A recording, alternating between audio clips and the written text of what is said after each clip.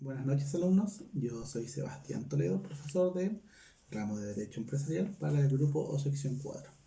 En la clase del día de hoy empezaremos a hablar de los procedimientos concursales para las personas deudoras, específicamente del procedimiento de renegociación o repactación.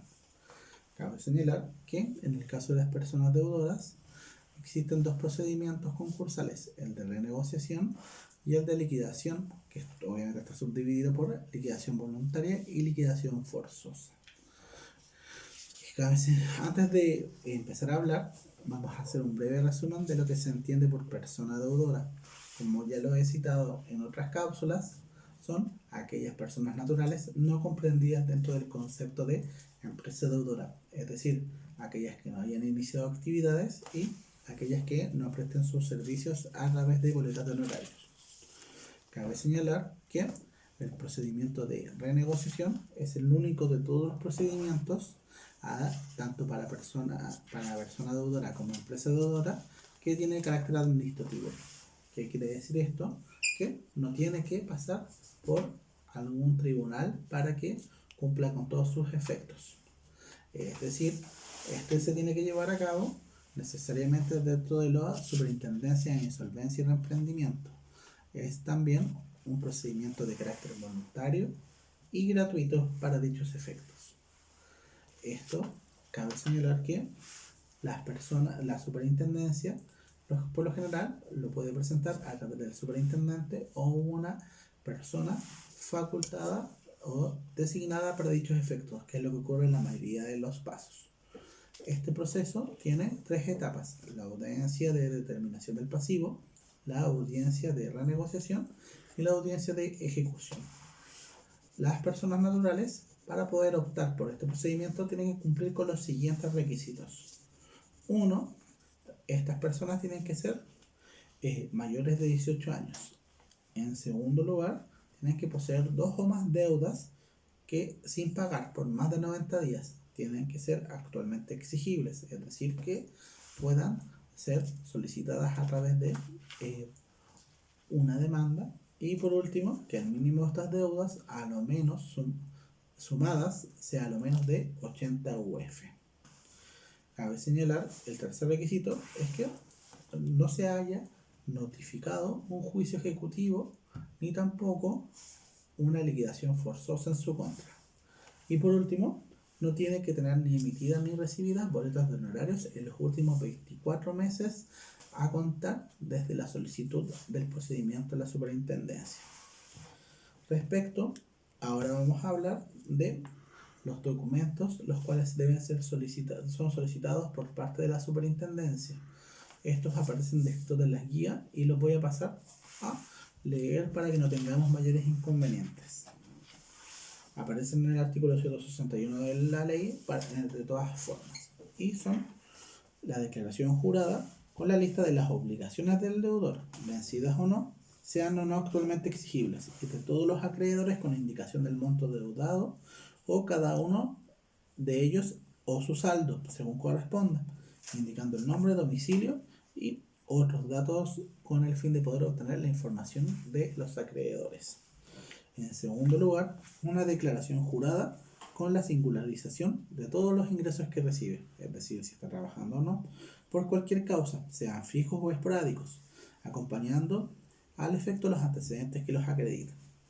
En tercer lugar, una declaración jurada con el listado completo de sus bienes, con la indicación de aquellos que la ley declara inembargables, los cuales ya hemos citado en otras cápsulas, y que dicha información será subida a través del foro de consultas, y los gravámenes y prohibiciones que les afectan. Adicionalmente, una propuesta de renegociación de todas las obligaciones vigentes, es decir, la persona natural sí o sí tiene que proponer una renegociación inicial, más allá de que la superintendencia pueda hacer observaciones con el fin de poder obtener una mejor renegociación. Adicionalmente, una declaración de que conste que es una persona deudora o que habiendo iniciado actividades no se haya prestado servicios durante los 24 meses anteriores a la presentación de la referida solicitud. Y por último, una declaración en la cual indique que no ha sido notificado judicialmente por, ya sea por un juicio ejecutivo o bien a través de una liquidación forzosa. La superintendencia, una vez presentados todos estos antecedentes, puede llevar a cabo cualquiera de estas facultades. Uno, puede aceptar o aprobar la admisibilidad de la renegociación como tal, habiendo aceptado todos los documentos como tal. Lo segundo, puede objetar o solicitar observaciones respecto de los documentos presentados, para lo cual la persona deudora tendrá un plazo con el fin de poder subsanar dichos errores. Y por último, podrá rechazar la solicitud en cualquiera de los casos los cuales también están previstos en esta guía. Incumplimiento de la persona deudora con los requisitos señalados en la ley. No cumplir con alguno de los antecedentes que se solicitan al acompañar en el juicio, en el procedimiento. Y por último, no haber subsanado los defectos en el plazo señalado por la superintendencia. Cabe señalar que una vez aprobado o llevado a cabo la admisibilidad, la superintendencia debe publicar esta información a través del boletín concursal. Y esto adicionalmente tiene que ser notificado a todos los acreedores los cuales fueron declarados por la persona deudora dentro de los requisitos anteriores. Ahora vamos a proceder a hablar de cada una de las audiencias que se deben cumplir para dichos efectos.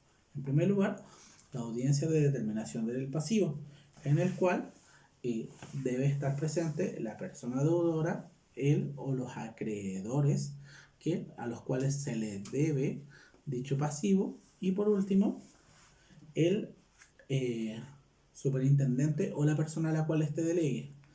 A través de esta audiencia, lo que hace el superintendente es mostrarle a los acreedores el pasivo declarado por parte de el deudor. Al hablar de pasivo, estoy hablando de todas las deudas, tanto con monto, cantidad y forma, las cuales fueron declaradas por este, las cuales los acreedores pueden aceptar o rechazar.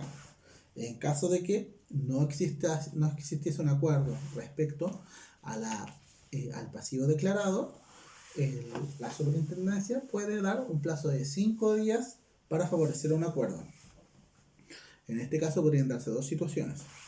Uno, si no llega a un acuerdo respecto al pasivo, puede citar la audiencia posteriormente, la audiencia de ejecución. O bien, en el caso de que se lleve a cabo un acuerdo respecto al pasivo declarado, se procederá a citar a una audiencia de renegociación. La audiencia de renegociación tiene por objeto llegar a un acuerdo entre los acreedores y la persona deudora, obviamente con la mediación por parte de la persona que delegue la superintendencia. En este caso, con el fin de poder llevar a cabo un acuerdo, tiene que ser aprobado por lo menos 2 o más acreedores que en su conjunto representen el 50% o más de lo que se debe.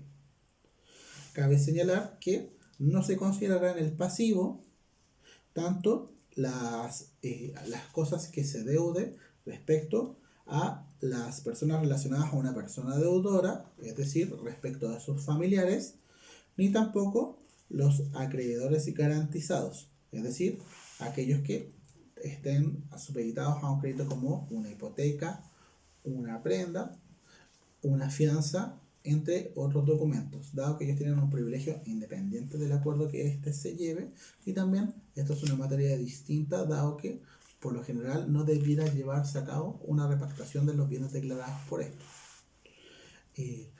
Como había señalado anteriormente, las personas que tienen relación con la persona deudora son los familiares y también aquellas personas que también forman parte, que podrían formar parte de la persona como tal dentro de una empresa o sociedad, como socios o administradores que trabajen secundariamente junto con este. Una vez acordada la renegociación, la superintendencia dictará una resolución que contendrá el acto y el acuerdo de renegociación, suscrito por la persona deudora y también los acreedores presentes para dichos efectos. Esto será subido dentro del boletín correspondiente y tendrá un carácter obligatorio tanto para el deudor así como también los acreedores presentes y no presentes dentro de dicha audiencia. Por último, la última audiencia es la audiencia de ejecución, que se da solamente en dos casos. En el caso en el cual no haya habido un acuerdo respecto a la audiencia de determinación del pasivo, o bien en el caso de que no haya habido un acuerdo dentro de la audiencia de renegociación. Aquí también participa la persona delegada por parte del superintendente bien el mismo. En este caso, el superintendente o la persona a quien este delega estará facultada para poder generar o facilitar un nuevo acuerdo, el cual permita que presentando una propuesta de venta de activos por parte del deudor para el pago de sus acreencias. Al igual que la audiencia de renegociación, este acuerdo tiene que ser aceptado por dos o más acreedores que cumplan con el 50% o más del total de lo adeudado. El acuerdo de ejecución contendrá la forma en que serán realizados, es decir, vendidos estos bienes de la persona deudora y el pago de los acreedores en dicho acuerdo. Si no se llegara a un acuerdo, la superintendencia remitirá los antecedentes al tribunal con el fin de que podamos llevar a cabo el procedimiento de liquidación, similar a lo que acontecía con el procedimiento de reorganización en el caso de que no se llegase a acuerdo. Bueno, alumnos, esto es todo para la cápsula del día de hoy. Recuerden, en caso de tener dudas, los invito a que lo puedan consultar a través del foro de consultas o bien a través de la bandeja de entrada. Por último, están invitados a las actividades sincrónicas, las cuales se realizarán los martes desde las 22 horas para que podamos hablar de la información remitida en cada una de estas cápsulas. Hasta luego.